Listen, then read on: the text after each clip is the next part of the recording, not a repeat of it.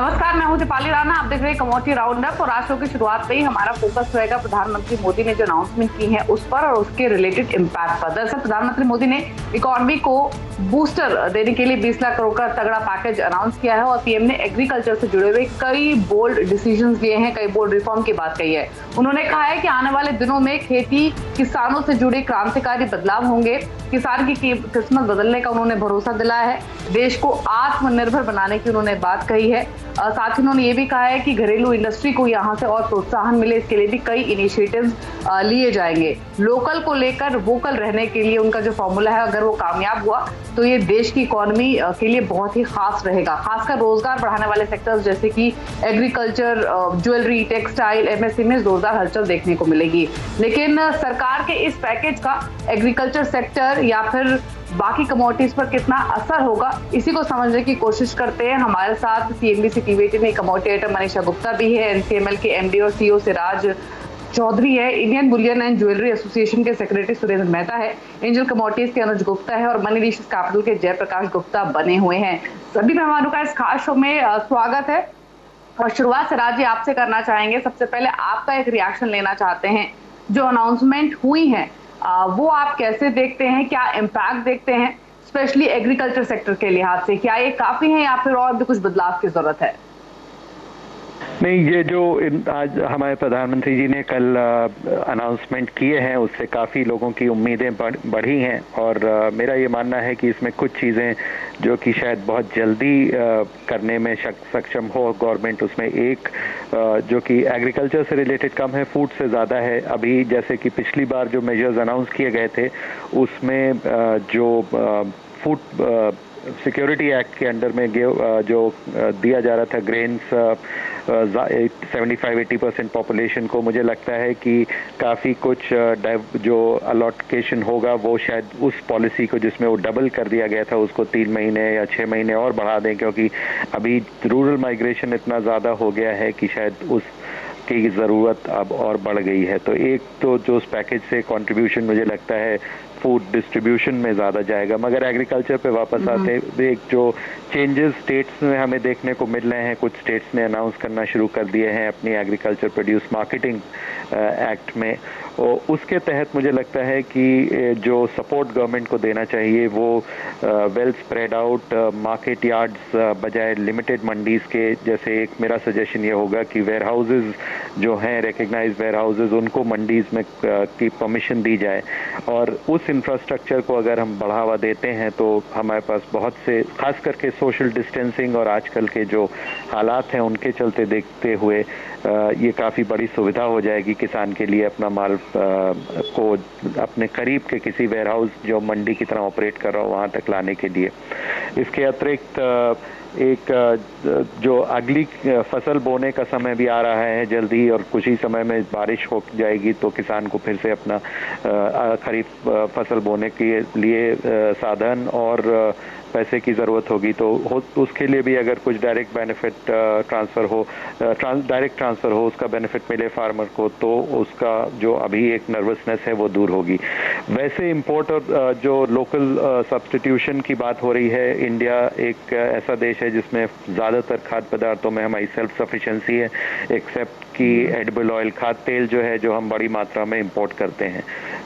मेरा ये मानना है कि इसको भी अगर हमें कम करना है और शायद एक ज़रूरत ना सिर्फ इंपोर्ट कम करने की बल्कि अपने लोकल इंडस्ट्री को और लोकल अपने किसान को बढ़ावा देने के लिए शायद एक एडिबल ऑयल मिशन फिर से लाने की ज़रूरत होगी, और जिससे कि हम कुछ जगह जहां हमें शायद क्रॉप डाइवर्सिफिकेशन की भी ज़रूरत है, उसमें जैसे नॉर्थ इंडिया में पैडी को अगर डाइवर्ट करना है तो ऑयल सीड और पल्सेस को बढ़ावा देने उसके लिए भी फंड या पैकेज डाइवर्ट किया जा सकता है। तो ये अभी डिटेल्स आना बाकी हैं, तो हमें देखना पड़ेगा कि किधर किधर पैसा जाता है।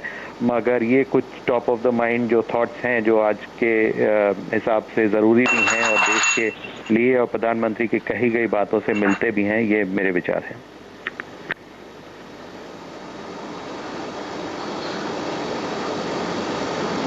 फंड्स यहाँ पर या स्कीम्स की जा सकती हैं, और ऑफ कोर्स हम डिटेल्स का इंतजार यहाँ पर कर रहे हैं इस पैकेज को लेकर।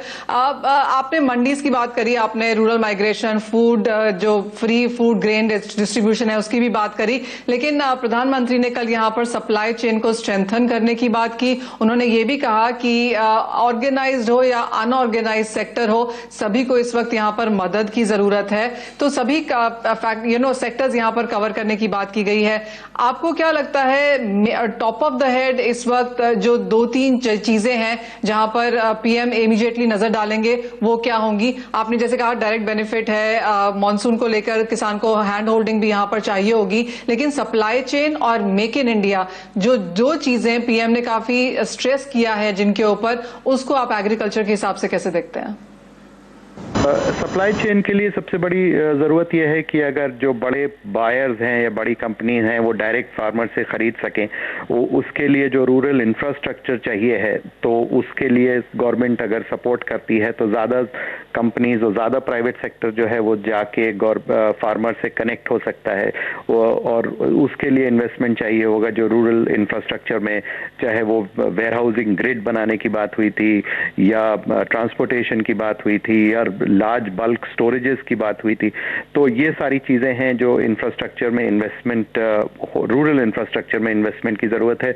और जैसे कि अभी कहीं से बात हो रही है कि जितना रूरल प्राइवेट इन्वेस्टमेंट की बात आती है, जी सिराज, जहां तक प्राइवेट इन्वेस्टमेंट की बात आती है, हमने देखा है कि वो एक चीज है जो बहुत समय से यहाँ पर लैग करी है। आपको लगता है कि राइट नाउ जिस तरह का सिनेरियो है वो शायद एक एक्सक्यूज है कि हम प्राइवेट इन्वेस्टमेंट को यहाँ पर पुश इन कर सकें, प्राइवेट इन्वेस्टर्स को यहाँ पर इंसेंटिवाइज करें, उसके लिए आप क्या कदम उठता हुआ देखते हैं? एग्जैक्टली, आपने बिल्कुल सही कहा कि बहुत दिनों से इन चीजों पे नॉट की प्राइवेट सेक्टर इंटरेस्टेड नहीं था, मगर उसमें इतनी बाधाएं थी और इतने कानूनी दांवपेच थे जिनकी वजह से प्राइवेट सेक्टर और सरकार भी अक्सर चाहते हुए, क्योंकि एग्रीकल्चर ऐसा एक पॉलिटिकल मामला है कि इसमें बहुत सोच समझ के कदम उठाने पड़ते हैं, मगर आज जो स्थिति बन गई है उसमें गवर्नमेंट, और हमने जैसे देखा है कि कुछ राज्य सरकारों ने बहुत बहादुरी से कदम उठाए हैं, और अगर ऐसा ही माहौल रहा तो प्राइवेट सेक्टर को इनकरेजमेंट मिलेगा, और उसके साथ अगर कुछ इंसेंटिव्स जुड़ जाएं तो ये काम ज़्यादा जल्दी शुरू हो जाएगा। क्योंकि हमें नहीं भूलना चाहिए कि आज की स्थिति में प्राइवेट सेक्टर के भी रिसोर्सेज काफ़ी